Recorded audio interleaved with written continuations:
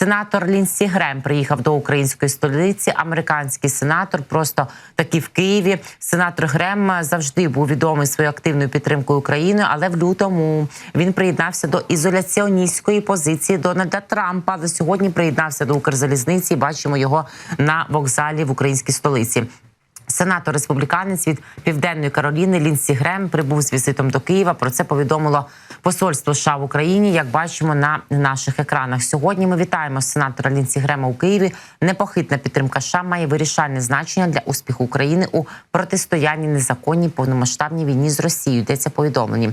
Раніше Грем був відомий своєю активною підтримкою України. Він приїжджав під час війни до Києва разом з іншими американськими законодавцями. Грем є старшим членом юридичного комітету. Крім того, він входить до складу комітетів з питань асигнувань, бюджету, навколишнього середовища та громадських робіт Сенату США. У лютому Лінсі Грем приєднався до ізоляціоністської політики і позиції Дональда Трампа. На його думку, Штати не повинні давати допомогу Україні безоплатно. Це отой з кредиторів, з числа кредиторів, що, мовляв, ми вам дамо, але в кредит.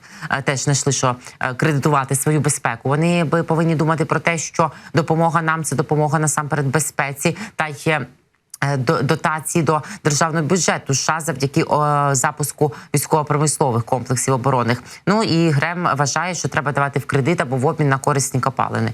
Ну, в принципі, корисні копалини можна на території незаконно тимчасово окупованій так званої злочинного угруповання ДНР Лінсі Грем може пошукати і якраз вигнати звідти частину російських окупантів, які тримають ці корисні копалини, власне, зокрема. Ну і Трамп, про якого я згадала, який підтримує ось цю і провадить ізоляціоністську політику, він теж не промовчав, вийшов з заявою, каже, сподіваюся, що Росія не поглине Україну, але водночас знову згадує про свої зв'язки з Путіним, говорить про те, що от якби я був президентом у 2022-му, якщо я буду, то ніяких би воїн не було, нічого б не було. Ну, але це, по-перше, після бою чи до нього кулаками не махають, ми знаємо. Тож от Трамп на словах багато він що говорить, але потім виходять публікації, зокрема і CNN, не тільки, які розвінчують те, що говорить Трамп. Виявляється, що половину він чи то у зв'язку з властивістю свого характеру, чи то своєї бізнесової діяльності, чи то бо така людина, він половину бреше, не договорює. Ось бачимо, що факт-чекінг показує, що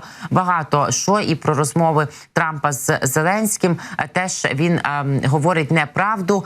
Думає, що якщо хтось, хто має стосунок і ознайомлений з цими розмовами, вже їх там немає в живих, вони не можуть підтвердити, то можна і прибрехати трішки, але все є, все пильно під пильним оком журналістів, експертів і не лише, тож не вдасться обманути Трампу. Ну, цікавий візит Лінсі Грема, ми будемо за ним пильно стежити.